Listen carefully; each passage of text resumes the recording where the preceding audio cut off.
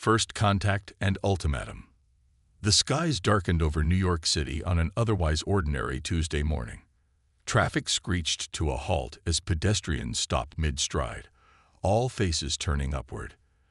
An enormous ship, sleek and obsidian, had appeared seemingly from nowhere, hovering silently over the Manhattan skyline. Its surface rippled with iridescent patterns that seemed to shift and flow like oil on water. Within minutes, reports flooded in from around the globe. Beijing, Moscow, London, Cairo, Sydney. Identical vessels positioned themselves above every major city on Earth. Global communications went haywire as satellites were temporarily overwhelmed. Cellular networks crashed under the strain of billions trying to contact loved ones, and military channels filled with frantic chatter. Dr. Eleanor Wright was hunched over her computer terminal at SETI's primary listening station in New Mexico when the first images started coming in. For 15 years, she had scanned the cosmos for signs of intelligent life.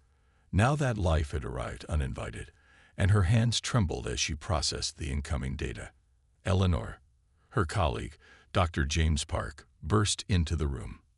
"Are you seeing this? They're everywhere."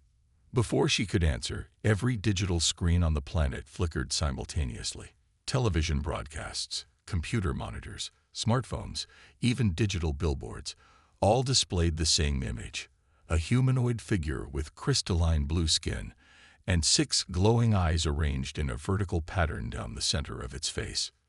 "People of Earth," the being spoke, its voice unnaturally smooth and devoid of emotion. "I am Arkshan Zinthel of the Vexari Collective. We command 12,000 star systems across this galactic arm. Your civilization has been monitored since your discovery of nuclear fission. You have now reached a development threshold warranting formal contact."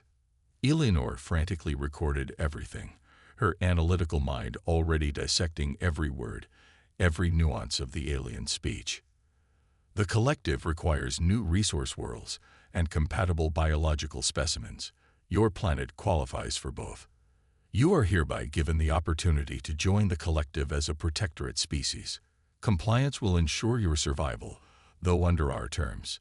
Resistance will result in planetary sterilization." Zinthel's massive eyes blinked in perfect synchronization. "You have 42 rotations of your planet to prepare your leadership for formal submission protocols. This is our only communication before your decision is required." The screens went dark for 3 seconds before returning to their original displays. The world erupted into chaos. In Washington, D.C., an emergency meeting of global leaders was hastily assembled. General Marcus Hernandez, decorated veteran and chairman of the Joint Chiefs of Staff, stood before representatives from every nation. "We have confirmed the presence of 27 vessels in Earth orbit," he stated grimly. "Each one measures approximately 3 kilometers in length. Energy readings are off the charts, suggesting weapons capabilities far beyond our own. I won't sugarcoat this. A military response with our current technology would be suicide." The Chinese premier leaned forward. "Then we must negotiate. Perhaps they will accept limited access to resources." "Negotiate from a position of weakness," the Russian president scoffed. "They will take everything." As arguments erupted around the table, Eleanor Wright was making a discovery that would change everything. "There's something embedded in their transmission," she told her team, pointing to anomalous patterns in the data stream. "It's not random noise. These are deliberate packets hidden within the main broadcast signal." For 18 hours straight, Eleanor and her team worked to decode the hidden message. When they finally succeeded, she stared at the screen in disbelief before immediately contacting General Hernandez.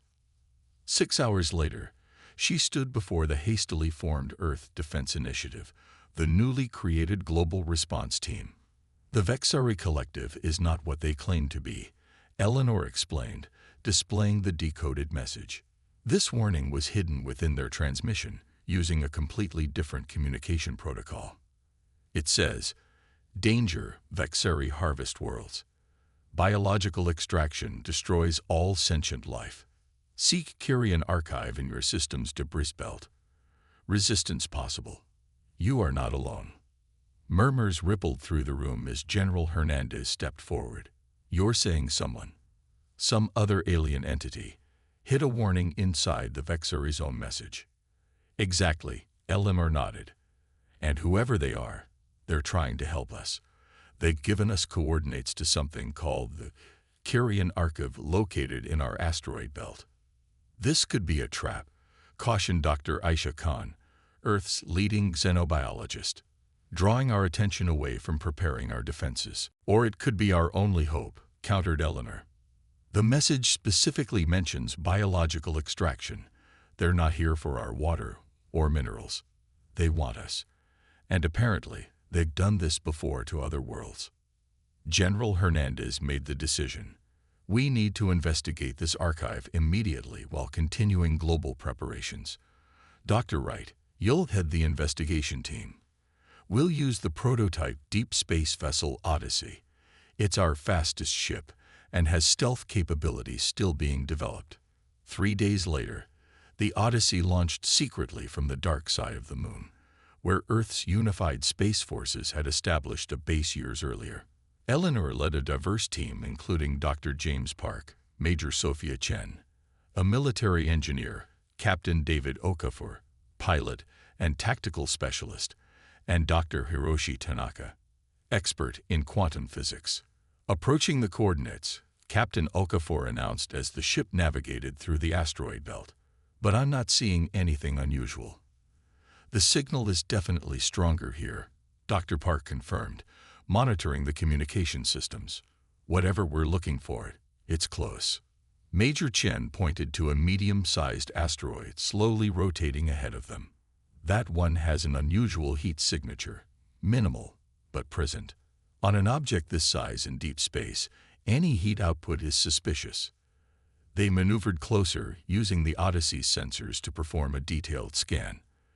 "There's a hollow space inside," Eleanor said excitedly. "And some kind of energy source, very faint but active." Landing on the asteroid's surface was challenging, but Captain Okafor executed it flawlessly. The team donned their spacesuits and activated magnetic boots to navigate the minimal gravity. "Over here," called Major Chen after 30 minutes of searching. "There's a pattern in the rock. It's too regular to be natural." The team gathered around what appeared to be a perfect circle etched into the asteroid's surface, approximately 3 meters in diameter. As they examined it, Dr. Tanaka noticed something unusual. "The composition is changing," he said, scanning the circle with a handheld device. "It's responding to our presence." Suddenly, the circle glowed with soft blue light, and the rock simply disappeared, revealing a tunnel leading deep into the asteroid. The team exchanged shocked glances through their helmet visors. "Well," Eleanor said, her voice steady despite her racing heart, "I think we found the Kyrian archive."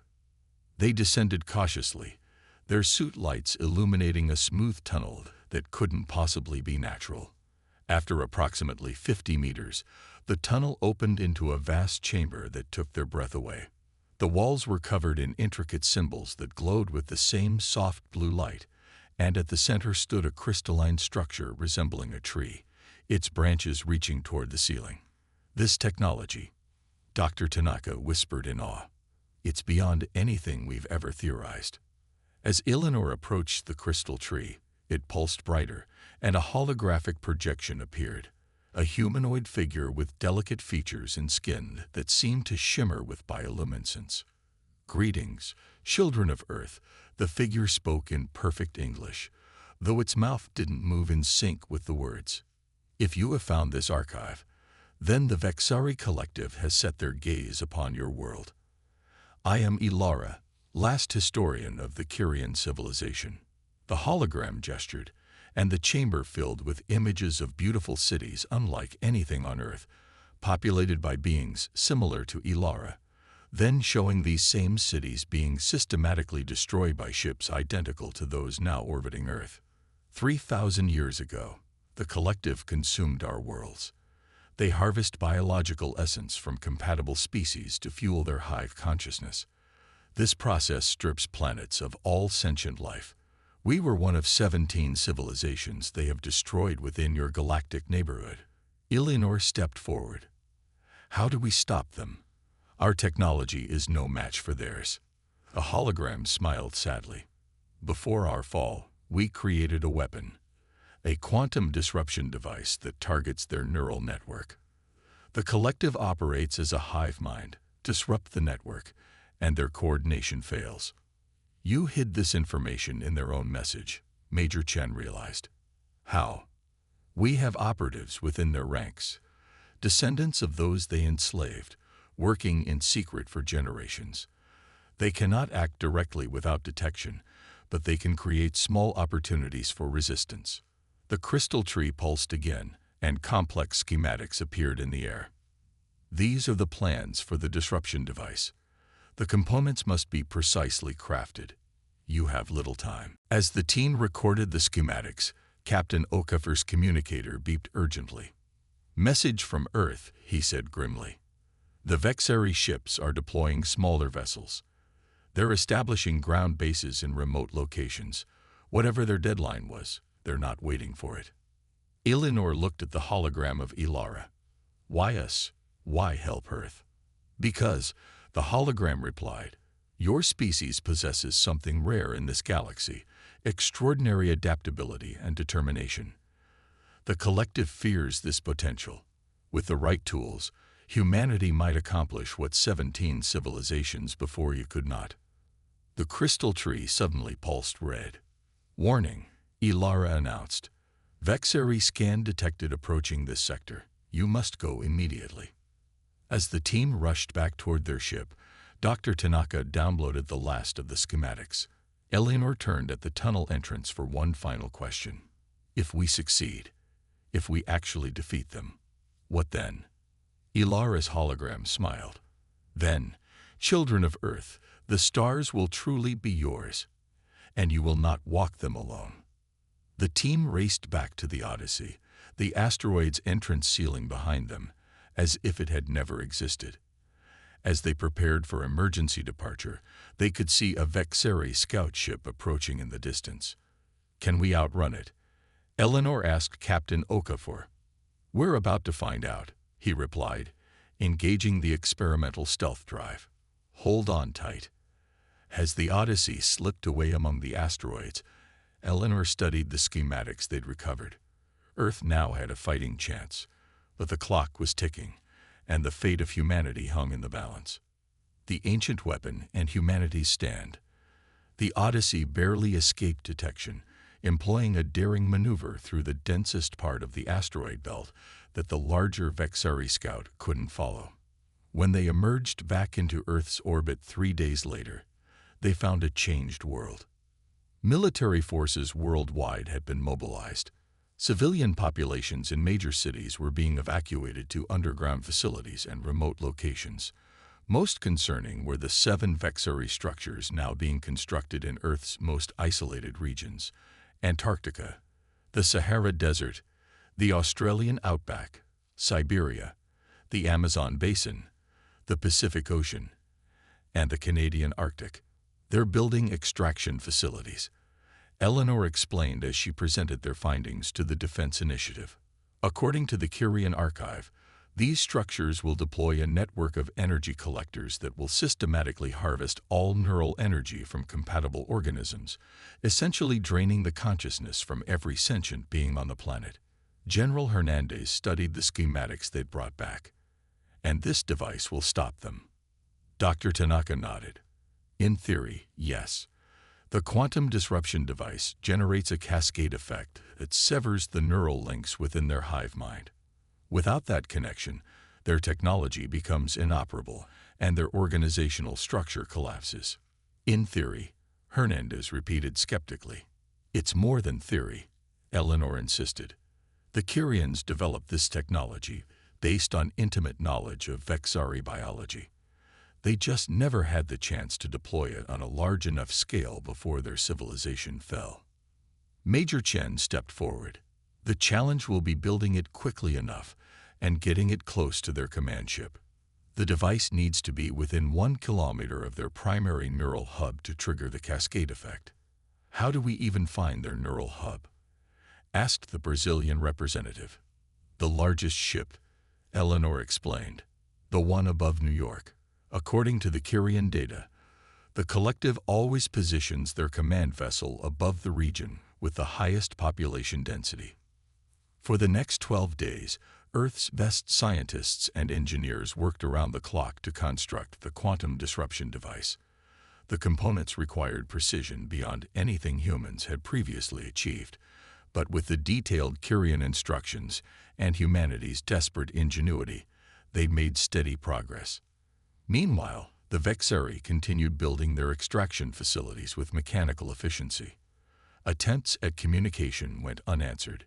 Several nations attempted military strikes against the structures, but defensive shields rendered conventional weapons useless. 3 nuclear strikes were attempted in desperation. The warheads simply disappeared mid-flight, neutralized by technology centuries beyond Earth's understanding. On the 28th day, Dr. Tanaka made a troubling discovery. The quantum core is destabilizing, he told Eleanor as they worked in the secure facility beneath the Rocky Mountains. The materials we're using aren't pure enough to maintain coherence. What do we need? Eleanor asked. A crystalline matrix with perfect atomic alignment. The Kyrians use something called stellar quartz, but that doesn't exist on Earth. Major Chen, who had been studying the Vexeri ships through specialized telescopes, joined the conversation. What about their ships? The whole material has a crystalline structure according to our spectrographic analysis. Eleanor's eyes widened. We need to get a sample. The mission was deemed nearly impossible. Approach a Vexeri vessel, extract a piece of its hull, and return without being detected. But Captain David Okafor volunteered immediately. The Odyssey's stealth system worked in the asteroid belt, he argued, with some modifications based on what we now know about their scanning technology. We might get close enough. General Hernandez approved the mission, knowing the alternatives were non-existent. Okafor would pilot the Odyssey with a small team including Major Chen and Dr. James Park to extract the sample. The mission launched under cover of a violent thunderstorm. The Odyssey approached the smallest Vexeri vessel in orbit, a supply ship approximately 1/10 the size of their main vessels. Using the storm's electromagnetic interference as additional cover, they maneuvered beneath the alien ship. Deploying extraction tool, Major Chen reported as a specialized cutting device extended from the Odyssey. The laser-based tool, modified with insights from Kyrian technology, made contact with the Vexeri hull. For a tense minute, nothing happened. Then, we've got it, Dr. Park announced as a small section of crystalline material was secured in a containment unit. Their celebration was short-lived. Alarms blared as the Vexeri ship above them suddenly illuminated with pulsing red energy. We've been detected, Okafor announced calmly, though his hands moved with urgent precision across the controls. Hang on. The Odyssey plunged toward Earth, pursued by 3 smaller Vexeri craft. Employing every evasive maneuver possible, Okafor managed to lose 2 of them in the upper atmosphere. The third stayed locked on their position. It's charging weapons, Major Chen warned. Okafor made a split-second decision, diving the Odyssey straight toward the Atlantic Ocean at supersonic speed. At the last possible moment, he pulled up sharply while releasing countermeasures. The pursuing Vexeri craft couldn't adjust in time. It struck the ocean surface at full velocity, creating a massive explosion. Damage report, Okafor called out as the Odyssey shuddered. Port stabilizer failing, Dr. Park reported. But we're still flying. We can make it back. They limped back to the secret facility with their precious cargo. The crystal sample was everything they needed.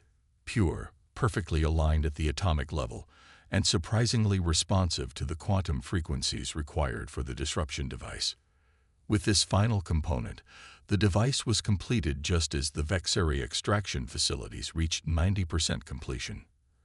Earth had less than 72 hours before activation, according to the Kyrian predictions. The final plan was simple but desperate.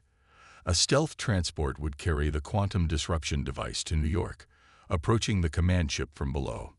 Captain Okafor would pilot again, with Eleanor accompanying him to operate the device, which required constant manual adjustments to maintain quantum alignment.